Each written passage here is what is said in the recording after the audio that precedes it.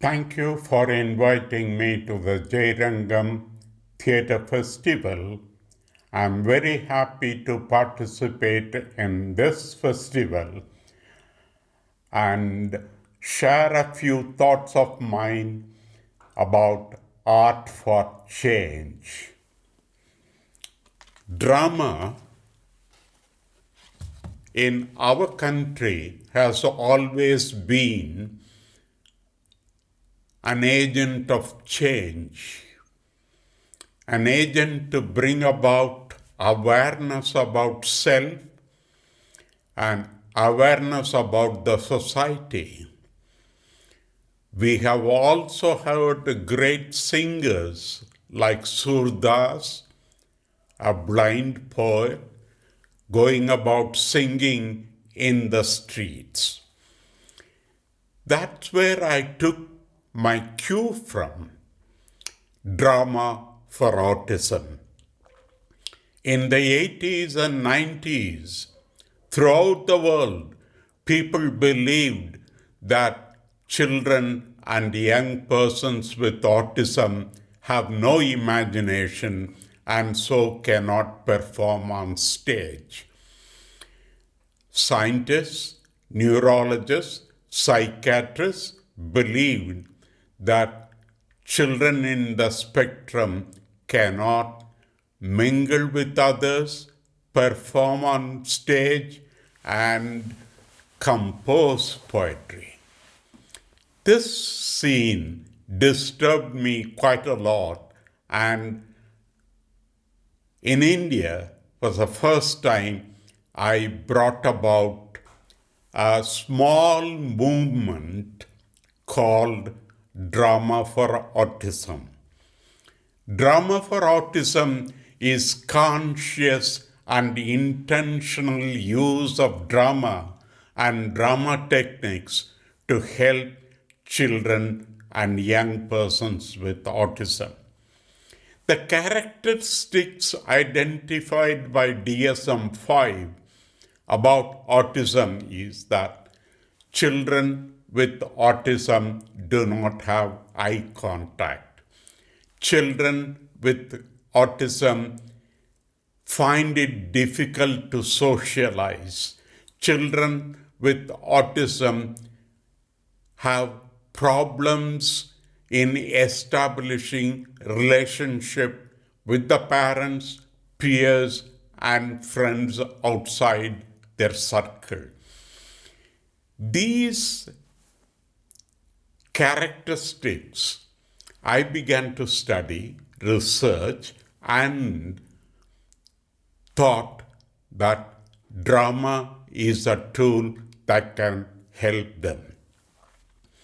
The first thing that I plan to do with children with autism is the use of the mask. The mask is a theatre tool, and we in India have used extensively the mask. The mask has a specific advantage for children with autism. It cuts down their peripheral vision. Their face is hidden so identity cannot be revealed. They don't have fear that people will be looking at their face. And also a great tool to play with. This mask has been introduced to nearly 5,000 people all over the world. Children, adults, young adults have started using this mask safely and with the purpose to communicate, with the purpose to play. But I know some children had difficulty with using the mask. Then I researched further and started using the face mask.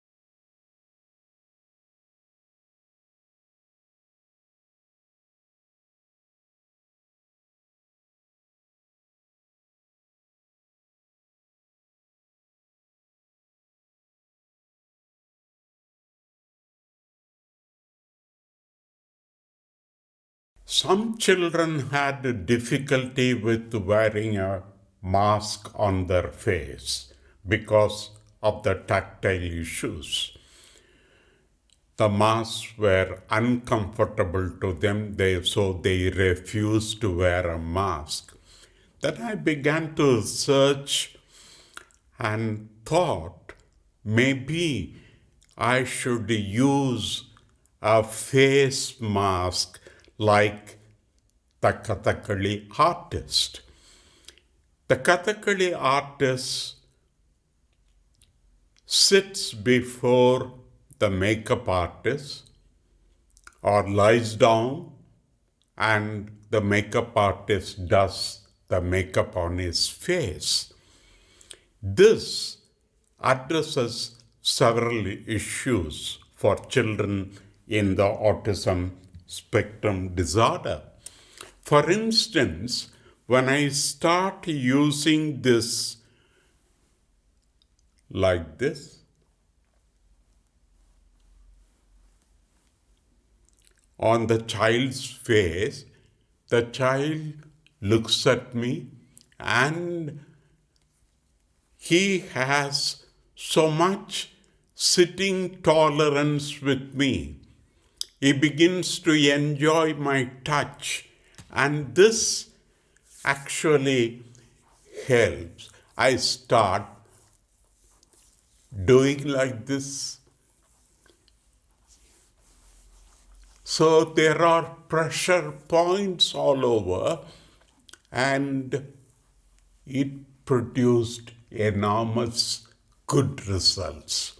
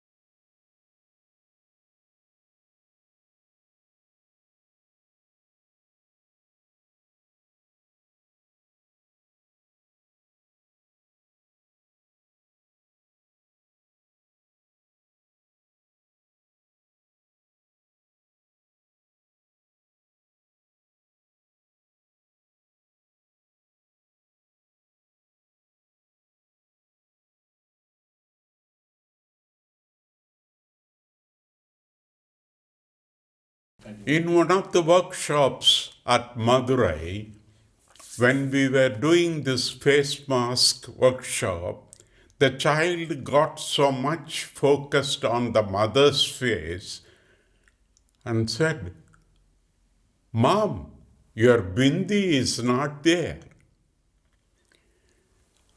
Almost a similar thing happened in US.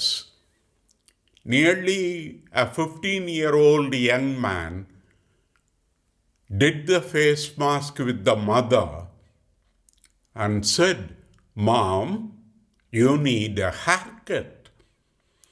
This is the first time the young man has looked at the mother's face for long.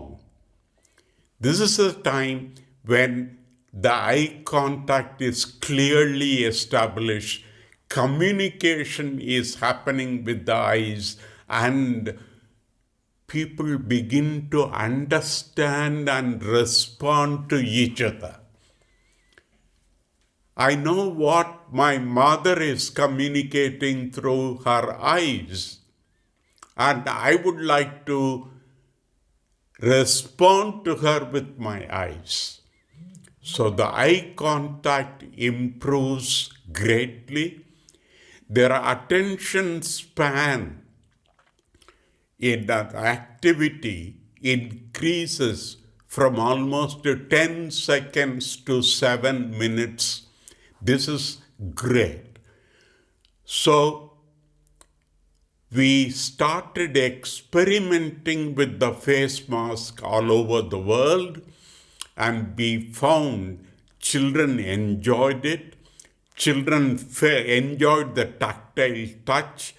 Children enjoyed communicating with their peers, with their parents, and their siblings. Theatre is a play space. It's a fun space. We play and enjoy the games and activities there. This is something which is missing in many of the schools, in many curriculum, where they treat theatre as a marginal activity. It's called extracurricular activity.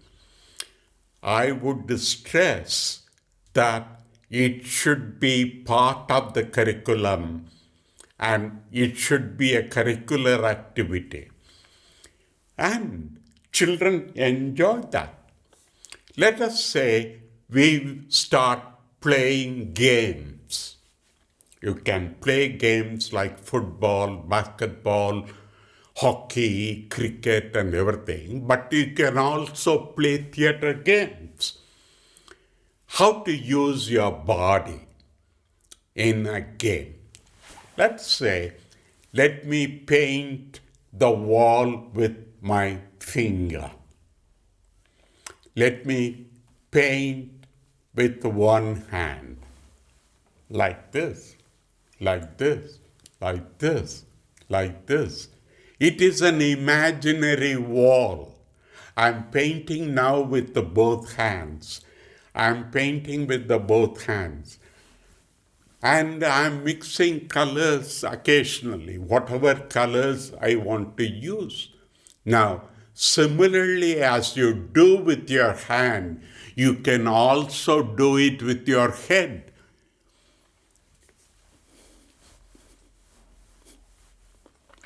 You can do it with your chest. You can do it with your elbow. You can do it with your feet. So this painting, imaginary painting, takes you around the space beautifully, and you are connected with the space, you understand the space, and you start enjoying the painting. We have also worked with children with autism and do what we traditionally used to do in the Ganesha temple. 1, 2, 3, 4.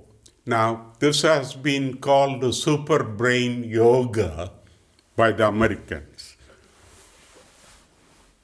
Now, the purpose of this exercise is to integrate the left brain and the right brain, coordinating both. And the way this can help children with autism is phenomenal. They begin to see, they begin to hear, and relate what they see and what they hear. Relate what I hear to what I see.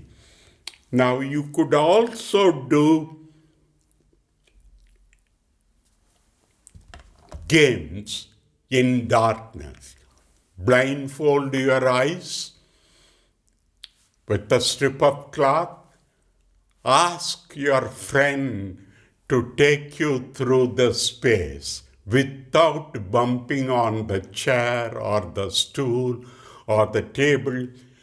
That is, you begin to develop trust with the fellow actor. You trust him so much that you are relaxed, you feel comfortable going through all these objects of hurdle in a safe and easy manner. This game of trust we have played with children with autism, and they enjoyed. They enjoyed leading a blindfolded person. They enjoyed being blindfolded and being led through. Now, this trust game, again, is a game with the fun. And now, we can also try games of facial expressions. How to express your face, with your face, happiness, joy, fear. You see what happened? When I am happy, joyous, my body expands. But when I have a fear, my body bends, crouches. Now, this kind of an exercise helps children with autism understand what they are going through. They may be non-verbals. They may not be able to express their feeling in words, but with the body gestures, they can easily communicate what they are going through. We have also games developed with these children called Soundscape. It's a very interesting game. It is said in the beginning was the Word. No. In the beginning was the sound. The primordial sound. That sound communicates emotions and feeling. I designed a very simple two sounds.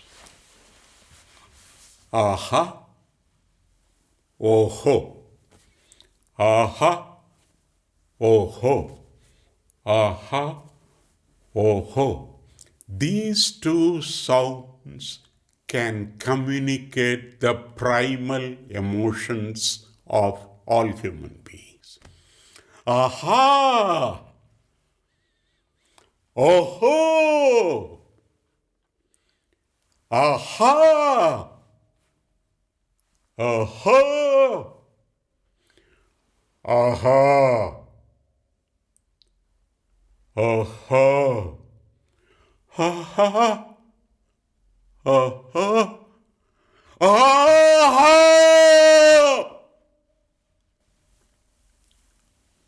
These are the sounds that communicate emotions very beautifully.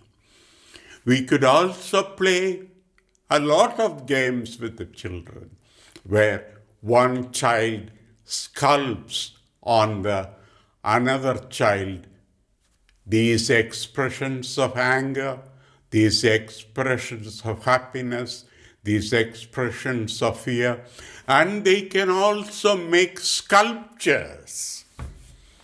Sounds can become sound sculptures. My definition of drama and acting is connecting. Connecting with my body, connecting my body with the theater space, connecting my body with the fellow actor's body, and then connecting with the audience. It's all these connections that help a performance to be successful, good, and enjoyed by the audience. If I connect myself with my body is my head, eyes, face, limbs, chest, belly, legs, thighs, feet. All these are connected. It's also connected with my brain. So when I begin to play the role of, say, Arjun in Mahabharata, I am conceptualizing this role of Arjun. He has been presented as a great archer. So my arms, if they are not connected well with my body, I will be a very bad Arjun. I'm connected with my body as Arjun's body. Then this body connects with the stage where I am performing. It can be a school auditorium. It can be Pragati Maidan or Rangayana. Anywhere that you have to connect with the stage. Or it can be a simple performance at home in the drawing room, where my parents are the audience, the siblings are the audience. So I connect with my audience, I connect with my body space, and I connect with the theater space. This is fundamental to acting. This is fundamental to a performance. So, in our drama for autism, in the Spectrum Theatre, children have difficulty with their body. This is the first thing that we try to help them with. You be what you are, be happy with your body, and be happy that you have a body. Then we tell them, this is the role that you are going to play. You are going to play a lion. So this lion's body, you conceptualize, and that lion's body, you bring it out in your body. And that you take it to the people in the audience. Look at the audience. They are looking at you. You have to be performing to the audience this side, that side, that side, that side. There is no use. You are performing to yourself. You are not singing in the bathroom. You are singing before an audience. This idea of theater as a connecting point between my body, theater space, and the audience in the auditorium is my starting point for working with children with autism in the spectrum theater.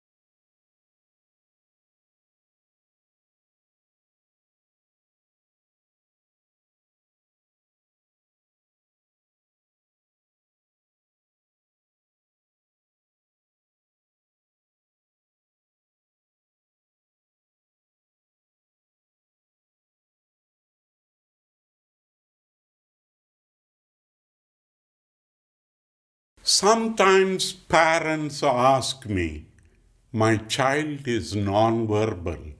Can he act on the stage? The Indian theatre tradition does not expect the actor to be speaking. The actor expresses through the body. It's called Angikam. The Natya Shastra of the four modes of Abhinaya primarily places much importance on Angikam.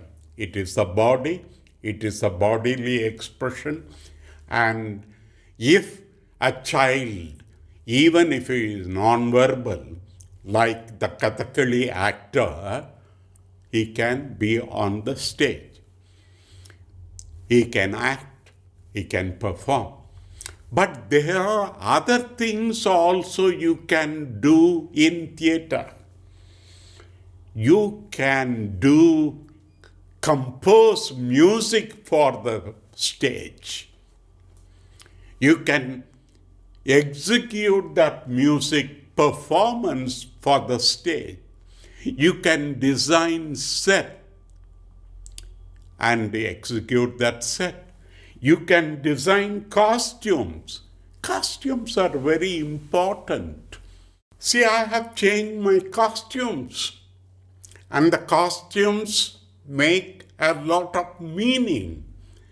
Your child can design the costumes. In all the productions I have had with children on the spectrum, most of them designed their own costumes. And the costumes communicate a meaning. So you can do that in theatre. You can also, if you're writing good, you can write a play script. You can prepare the play bills. And you can produce posters for the play by drawing.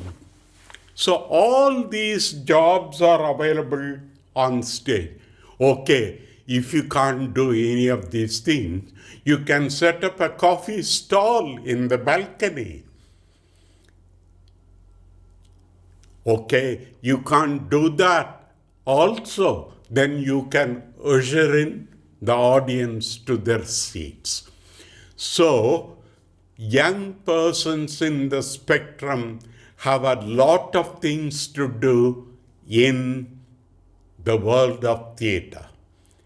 And that can bring about a lot of change in their lives and in the lives of people around them. Drama for Autism helps them to empathize with the siblings, parents, and the world outside. And they have a great empathy for animals. I know so many young people with autism love to be with the dogs, cats, even elephants, cows, and that is a totally awesome world that people in the spectrum are living. We began with saying drama is for change.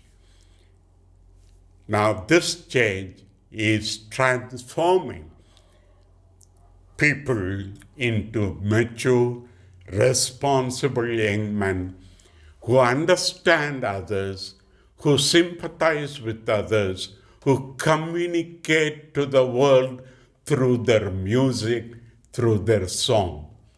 I was amazed when I learned that a young person who is deaf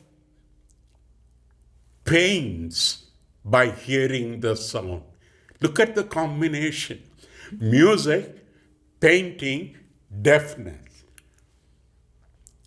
I have also seen blind people performing Bharatanatyam. This is incredible. So, art can definitely change and transform this world into a better place. Thank you very much. I wish you a great time at the Jaipur Theatre Festival.